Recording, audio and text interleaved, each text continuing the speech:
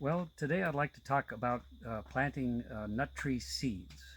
Um, and so we grow many different kinds of our nut trees from seed as a rootstock or just growing them out as seedlings.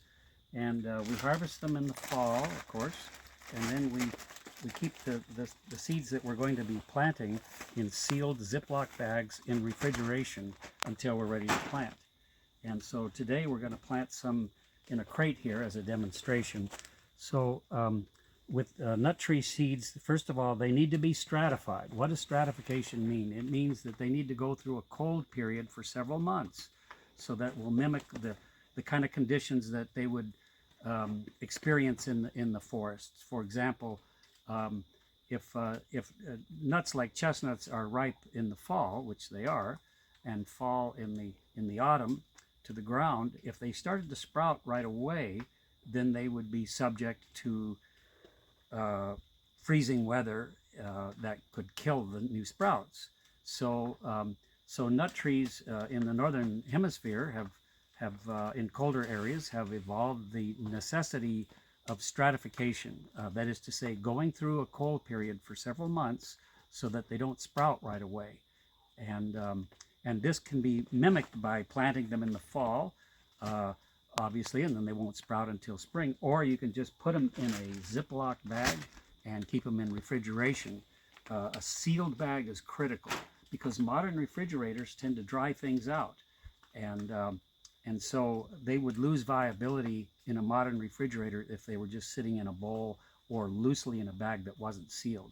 In fact, if you have a damp piece of paper or something like that in the bag, to make sure that there's moisture in the bag, so much the better.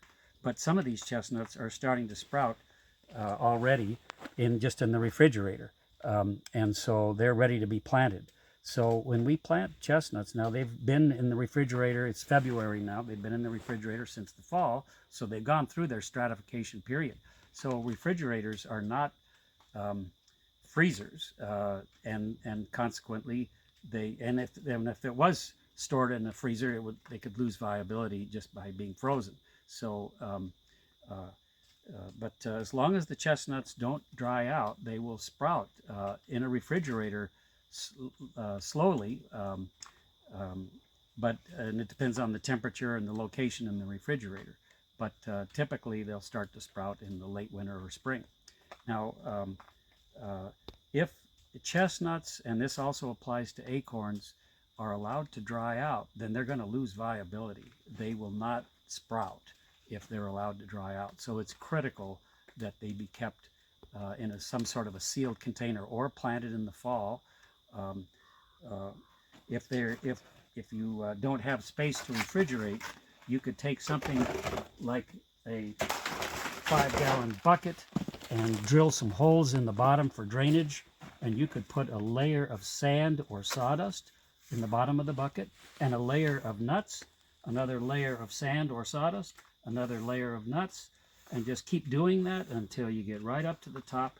And then at the very top, you'd want to have some sort of screening like this wire mesh screening over the top to protect the seeds from squirrels and other rodents.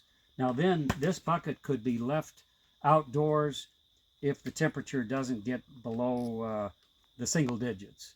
But if it does get below the single digits, then it need to be kept someplace where it's not going to get quite as cold, like a garage or something. But the sand or sawdust provides some moisture and drainage so that they just don't rot, and then that way they're protected until they start to sprout in the spring. At any rate, once they start sprouting, then you need to get them planted. So how do you plant a sprouted nut and an unsprouted nut? Now here's an example of one that hasn't sprouted yet. So what you do then is plant it on its side. The sprout will emerge from the pointy end, and the first thing it will do is it will go down, just like this chestnut is doing right here. The sprout starting to go down. It's going to produce a root system much before any shoot breaks the surface. But eventually, the shoot that breaks the surface will come up right from this point here and come up. And so in planting, it's easier on the seed if it's planted on its side, whereas if it's planted straight up, for example, then the sprout has to go all the way around and down. And if it's planted like this, then the sprout goes straight down, but then the shoot has to go around the whole seed nut to break the surface. So it's just easier on the nut. Less energy is expended if it's planted on its side, and that applies to any nut. That would also apply to, say, a butternut or a walnut. You'd plant it on its side, and the sprout will emerge from the pointy end and go down before the new shoot comes up in the spring. The sprout can go down and grow quite a bit because it has the insulation of the earth to protect it from a late freeze. And the shoot breaking the surface will only come up much later in the spring.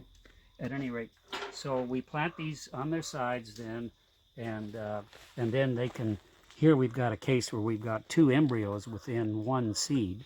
So there's 2 sprouts there, and that means you're going to get 2 trees, 2 embryos emerging. And or you can just knock one of them off, and all the energy will go to the one. But then they can be planted at a spacing like this, and then, oh, I see here a kitten in distress, and then they can be covered in earth to a depth of about an inch above the top of the seeds. So here in this particular crate that we've used, what we've done is we've taped the side of the crate where there was lifting handles. We've taped it over so that the mice and voles and such can't get in through these holes to get at the seeds. And so because squirrels can smell them, and mice can find, and they'll come right through a hole like this. And so what we're going to do after we've covered these seeds with earth, then to a depth of about an inch, then we're going to take this crate and put it right on top, so that we have created a barrier, a physical barrier, to keep the rodents from harvesting the sprouts, the sprouted nuts, before they're ripe. Now, as the chestnuts sprout, they get bitter and much less palatable to the critters. But you know how critters are. If they're hard up for food, they're going to find them and take them, especially the ones that haven't sprouted yet. So you want to give them some measure of protection. Another way of growing seeds would be growing them in pots. They could be planted in a pot like this. Here's a chestnut that we grew in this Anderson band pot. The advantage of a pot like this is that it's deep. It develops a deeper root system right away, and than say a standard round gallon pot. And so with nut trees in general, you want to have as deep a root system as possible. And the square has an advantage, several advantages over a round gallon pot. One is that it keeps the roots from spiraling as readily as they would when they're in a round gallon pot. And in square pots, the roots will hit the corner and tend to go down. And growing them in pots like this is even more of an advantage. These pots are here's a 10-inch deep one, and here's a 14-inch deep one. And these slotted pots, these pots with these grooves on the sides, actually they encourage the roots to go down and develop a nice deep root system. So if you have the space and the inclination, growing them in a deeper pot can be an advantage. Like this, you'll get a bigger tree. The bigger the pot, the bigger the tree you're going to get.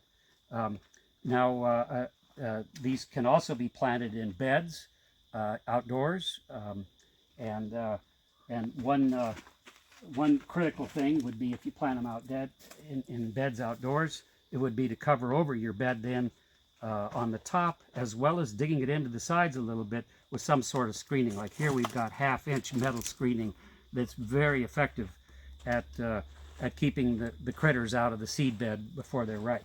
Another option for helping to suppress weeds in a bed like that would be to use something like this as a horticultural paper, mulch type paper that you can get in various sizes, and you can cut an X a little X at 2-inch intervals, 3-inch intervals, whatever, and then plant a seed in one in each hole that you've made. And the purpose of this kind of paper material would be as a mulch. It's basically an organic mulch material to suppress weeds from competing with the young seedlings as they're coming up.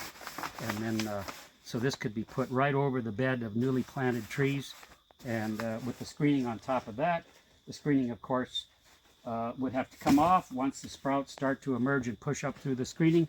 And the same with this crate on the top here, once the sprouts start to emerge. Now in this case, we've got a slotted crate, so there's enough of a space between the plastic for light and moisture to penetrate to keep the crate moist, and enough sunlight to keep it warm. And but once the nuts start to sprout, then this needs to come off. And, I hope this is helpful in getting you started on growing your own seed nuts. Thank you very much.